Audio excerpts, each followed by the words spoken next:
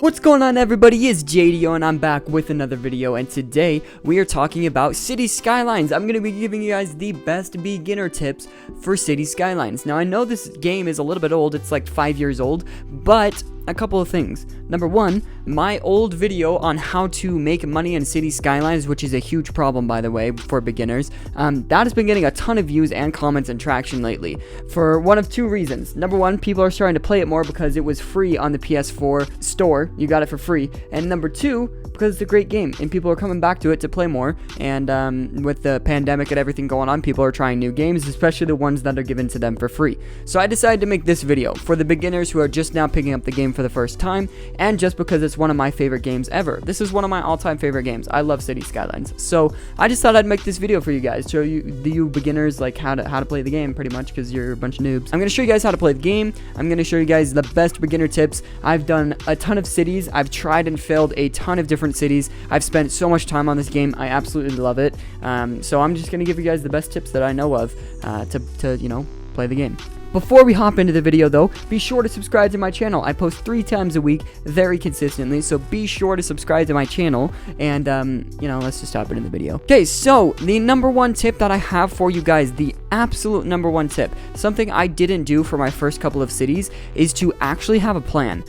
Don't just kind of wing it and then go from there. Have a plan. Lay out your city in a way that you want it to be laid out. I like doing a grid system, where I've got, as you can see here, it's like a grid system. We've got grid roads and things like that, certain areas that are zoned for certain different places.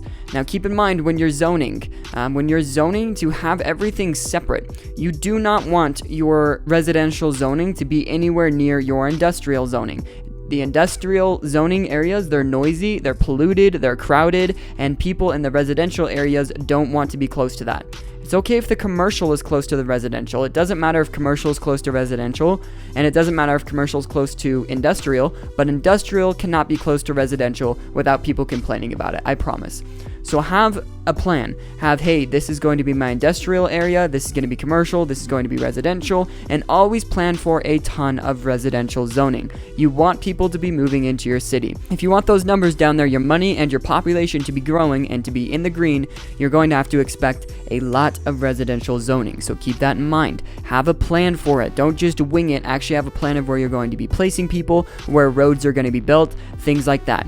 Also, take advantage of traffic early on. Take advantage of actually planning out your traffic before it becomes a huge issue where you're going to have to be making new roads and destroying homes to make new roads and things like that. Actually have a good plan for traffic to flow neatly. Be planning for a huge city before it gets that way, so that it works when it's a huge city, rather than you having to accommodate to how big you've grown. Make it work. Upgrading roads takes more space, which means that you're going to be destroying property if you have to upgrade them. Now, if that has to happen, if you have to do that, that's fine. It's okay, but just keep that in mind. It's always good to plan for that early on, rather than once you're already a huge city. Now, the next tip I have for you, something I also didn't do my first couple of cities or pay attention to as much as I should, is to always pay attention to your info views. These are huge. This is going to tell you everything you need to know. How much water you've got available. Look at that. My water availability is in the green, and so is the sewage. Now look at that. My electricity. It's about to be in the yellow. When it's in the yellow, certain areas aren't getting electricity, but others are. So you want to avoid that. When certain areas aren't getting electricity, they're going to move out. You're going to lose population, and then you're also going to be losing money. So I'm going to want to get on top of that pretty soon here. I'm going to want to start putting some more electric plants in, or putting some more power plants, or whatever the case may be. I'm going to want to start putting more electricity into my city before it becomes an issue. That's what's huge on these info views. Before you start losing population, before you start losing money, you're going to want to pay attention to these. These are going to tell you what you have to do before that happens. Now, also with the fire department, my fire safety isn't great. Neither is my crime rate is super low, and my jail availability is high, so I'm good there. But my fire safety, I probably should add another fire station. All right here is not protected by fire hardly at all, so I probably would want to put a fire station right about here.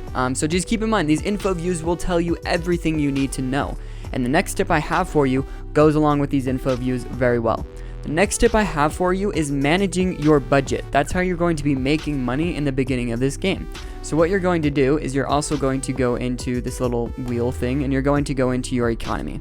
So when you're in your economy, you can check on your taxes, your budget, things like that. The only thing you're going to focus a ton on here is your taxes and your budget. Those are the two main things I would focus on a ton. So let's start with budget, because this is the one that a lot of people miss. So with the budget, look at my trash. I have 85% of that going into the trash.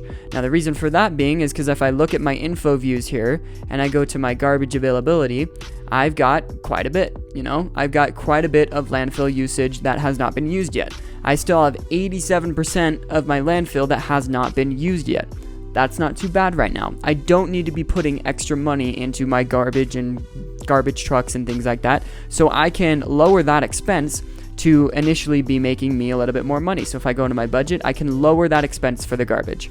Also, don't forget, there is a day and night cycle. There is a day and night cycle for these budgets. So if you want to make one change to it, make sure you do it at night as well, if that's what you wish. Now, we've already looked at the police and the fire department. I probably maybe could put a little more into the fire department. All I really need to do for that is just add a new station. But with the police, there's such low crime rate right now and such high jail availability, I don't need to be putting 100% into that police budget. So just keep that in mind. You don't need to be putting 100% of things into things that don't require that.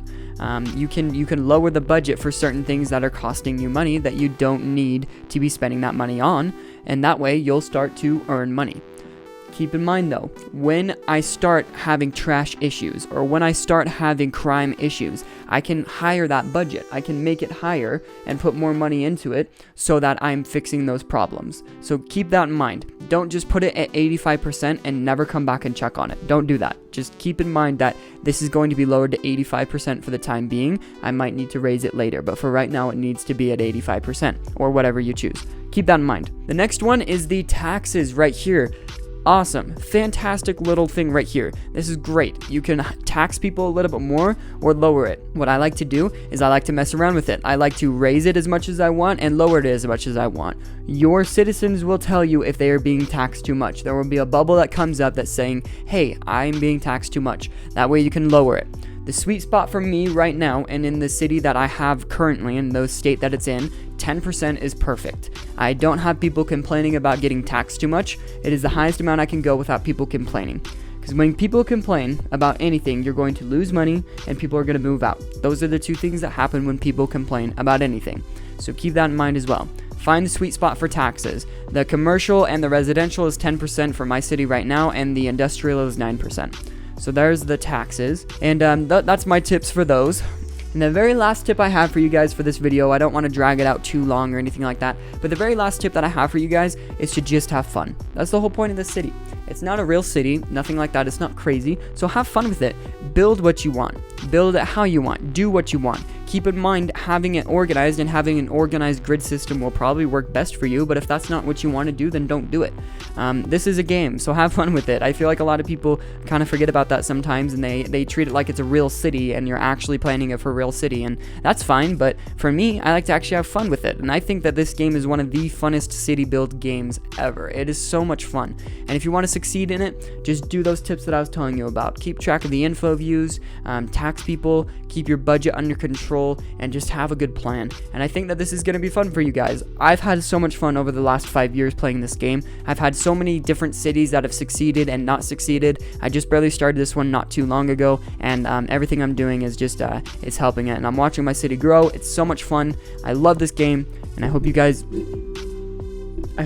enjoy it as well. I've been having so much fun with it, but those are my tips for you guys. Those are my beginner tips. Maybe I could do another video in the future if you guys wish for me to. Let me know if you wanted me to do a walkthrough on this, a playthrough. We could do a playthrough, a Cities Skylines playthrough. I would love that.